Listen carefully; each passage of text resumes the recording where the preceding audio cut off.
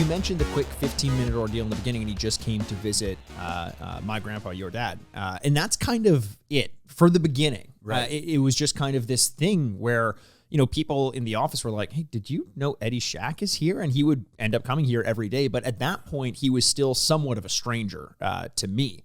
I don't know how much he would come to see you. Actually, funny story, the way in which Eddie Shack and I became close, you know, similar to the Charles Barkley story. People are going to start to think I'm an asshole, but I'm not, I promise you.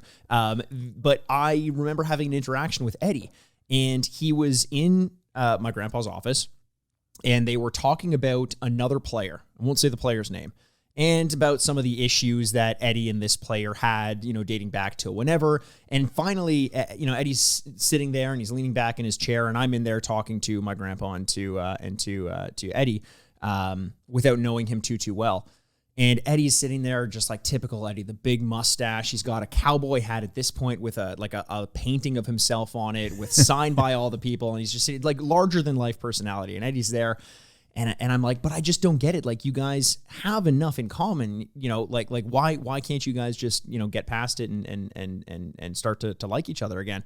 And he's like, well, this person, he's just so full of himself. I just can't deal with it. And I'm like, Eddie, this is coming from the guy who's wearing a hat with a photo of himself on it. Like, get over yourself. What are you talking about? And then his big uproarious laugh. And I think it was kind of from that moment on that he kind of took to me a little bit. Well, you know, it's funny because...